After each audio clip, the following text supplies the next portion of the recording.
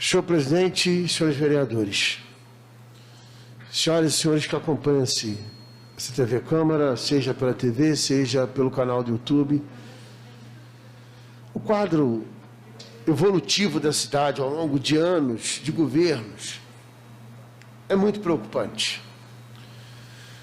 O que tem se observado numa análise muito ponderada, mas dentro da realidade que a gente tem testemunhado, e que não é de agora. Esse governo colaborou decisivamente para o agravamento do caso, mas é uma prática política que vem ao longo de anos em forma de gestão inadequada e totalmente alheia ao interesse, ao desenvolvimento da cidade, que tem causado o estado de coisas que a gente tem visto. E comecemos a elencar. Há uma falência paulatina, ou seja, aos poucos, do serviço público. Isso é um problema que se observou na cidade do Rio de Janeiro. E aí, quando há falência do serviço público, principalmente no atendimento às áreas mais vulneráveis, o poder paralelo ocupa. Olha a gravidade. O que a gente está observando na nossa cidade? Já há, ao longo de anos, uma falência nos serviços sociais e agora, principalmente, naqueles que são concebidos como essenciais. Isso envolve concessionárias, porque a relação entre governo e concessionária é historicamente promíscua. Haja vista os termos aditivos, haja vista aí as relações que ocorrem internamente dentro de gabinetes ou em salas de hotéis. É lamentável. Aí observem bem, a estrutura como um câncer ataca a folha de pagamento desde o início do século. E numa progressividade está o estado de coisas aí que o servidor público, grande parte, está desmerecido, desprestigiado, não tem plano de carreira, não tem progressão de vida de carreira e qualificação, não há cursos de qualificação e grande desestímulo, porque um ganha, o outro não ganha, porque um ganha ilegalmente, você pede legalmente e não ganha. Quer dizer, uma monarquia da conveniência dos chefes do executivo ao longo de anos. E cada qual coloca na sua cabeça a coroa que determina a postura que está levando a cidade para a bancarrota. E aí, o que isso gera? Quebra de eficiência do serviço público. Quebra de eficiência. É um princípio do artigo 37 da Constituição. E esse princípio está sendo dilapidado, atacado, violentamente, não só na nossa cidade, mas no Brasil. Em várias cidades. E aí a gente tem observado as pessoas críticas, alheias ao processo de cidadania.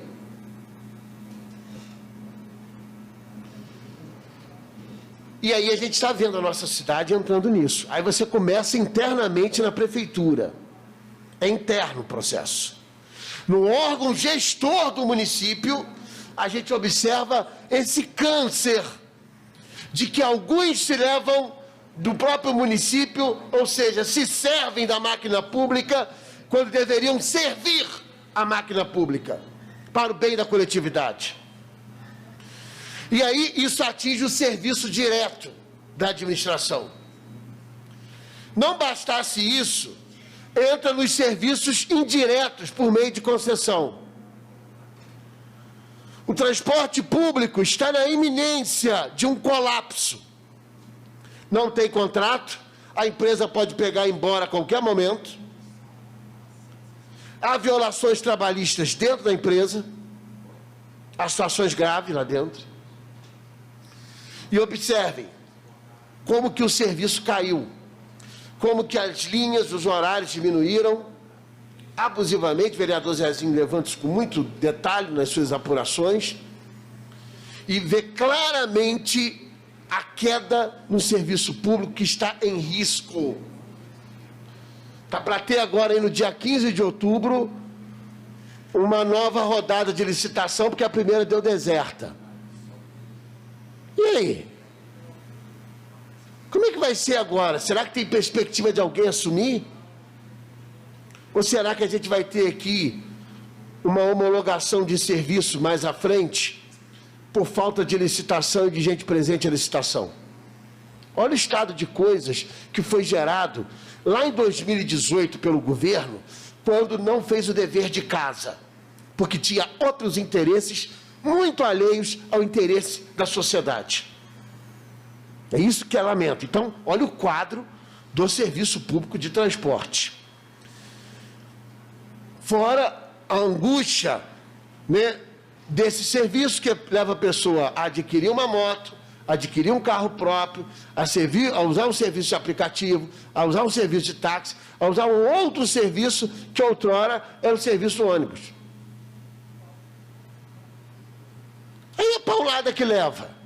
Porque não tem investimento na área de transporte, o governo sequer faz um planejamento de eficiência do transporte público, de vias, de rapidez, não tem. Então, olha o quadro gravíssimo, a lei orgânica apontou, cria uma agência própria, cria um órgão próprio, técnico para isso. Mas é isso que o governo faz? Não, o governo dá um drible. Ele diz que diminui cargo em comissão, mas usa outros instrumentos dentro da folha de pagamento para criar uma curva tangencial e conceder lá, né, as concessões para os grupinhos. Ou para os grupões também. É isso. Aí a paulada se dá ali. Depois, vamos entrar no serviço de iluminação pública. Olha o histórico da iluminação. Olha o absurdo da cidade, está literalmente às escuras, é em tudo quanto é lugar. Eu recebi ligação essa semana, é de Amparo, é do Alto de Olaria, é de tudo quanto é canto de lugar. Eu poderia aqui enumerar várias localidades que as pessoas têm reclamado que não tem iluminação pública. Aí o governo está interessado em quê? Em abusos, em questões multimilionárias, quando se poderia resolver isso de uma forma técnica para prestar um serviço com qualidade à população. Faz, não quer, ilude. Aí está o serviço público de iluminação que não tem e ainda se paga a CIP nessas condições. Aí falamos de transporte, falamos de iluminação e agora de água. Eu não consigo entender, porque foi feita uma estação de tratamento, ETA, moderníssima, de primeiro mundo. Nós tivemos audiência aqui no dia 29 de outubro de 2018. Aqui, eu lembro, estava o vereador Zezinho, vereador Isaac, vereador Alexandre Cruz. Estava aqui. E eu coloquei as contradições do contrato de água. Inclusive as contradições, como é que um grupo de engenharia subcontrata serviço de engenharia? Eu falei, está na cara que tem aí um caminho de propina no meio da história. Tem que ser investigado. Que aí a população paga mais a água, paga mais o serviço, e aí tem um caminho ali para poder se trabalhar com notas e escambau a 4 a torno disso. Ah, mas isso tinha que ser proibido no contrato. Eu falei aqui que há indício fortíssimo disso estar acontecendo. E não é só de agora não, tá? Isso aí está formando caixa de determinadas pessoas e enriquecimento ilícito. É esse tipo de prática que tem que ser abolida da cidade. E aí, observa, aditivos que foram muito prejudiciais à sociedade. Não se faz a discussão da revisão quadrienal do contrato, que deveria ser feita publicamente, com instituição pública, e não direcionada, de modo direcionado, com uma instituição contratada pela própria empresa Águas de Nova Friburgo. Peraí, o serviço é do município. Aí eu deixo aquele que presta serviço contratar um serviço para avaliar o preço dele, para cobrar da sociedade.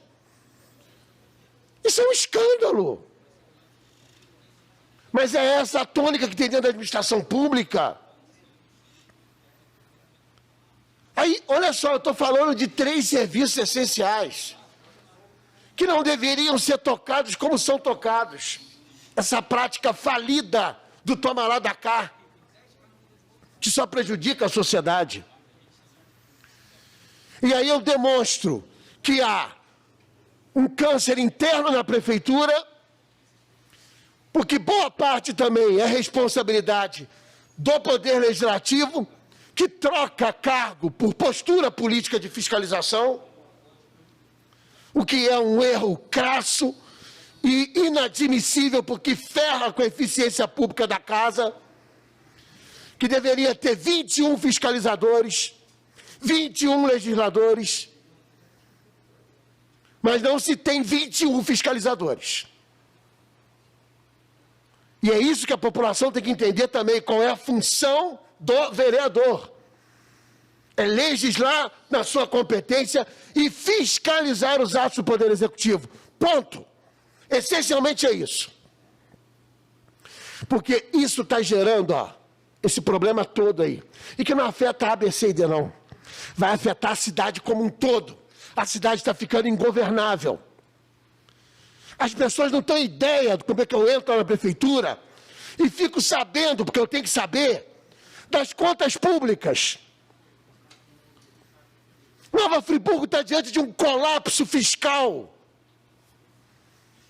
Está se empurrando com a barriga. E não pensa que as coisas estão muito bem, porque não estão. A quantidade de bloqueios judiciais que o município tem, a quantidade de precatórios que se multiplicam, a quantidade de ações judiciais no âmbito do trabalho, que são literalmente dantescas e numerosas, em nível exponencial, em relação a cidades muito maiores do que a nossa. Um município que tem mais de 2.400 ações trabalhistas para uma população de cerca de 200 mil, comparado com a cidade do Rio de Janeiro, que tem milhões de habitantes, o Rio de Janeiro não passa de 50. Não tem sentido. Aí pensa que isso não bate dinheiro? Bate sim. Vai olhar os processos do contencioso trabalhista na prefeitura. Pagamento de férias em dobro fora da lei. Provocações fora da lei. Um grupinho ganha, o outro não recebe. Uma dívida hoje que o município tem aí, que vai ter, judicial, na ordem de 8 milhões de reais, que era para ser 0, vereador Carlinhos. 0. Mas sabe o que é? Coloca-se lá as pessoas que não mudam as práticas e ficam lá, passa governo, e vão se amoldando ao esquema, e a cidade vai flagelando-se. Eu quero ver um cidadão friburguense que vai me dizer que a cidade evoluiu. Para quem viveu lá atrás, a qualidade de vida. A qualidade de vida melhorou em Nova Friburgo. A qualidade de vida melhorou. Eu questiono. A gente viu cair, estamos vindo caindo período a período. Não pode ser tratada a vida pública como uma aventura.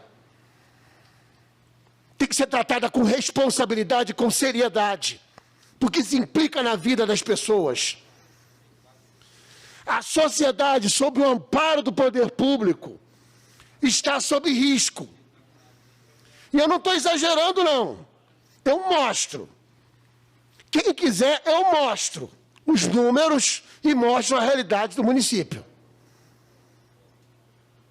E sabe quem se prejudica com isso? Não é A, não é B, não é C, não é D. É o alfabeto inteiro. É o munícipe, são os gestores, é a cidade como um todo. precisamos tomar um rumo, virar isso, mudar esse norte.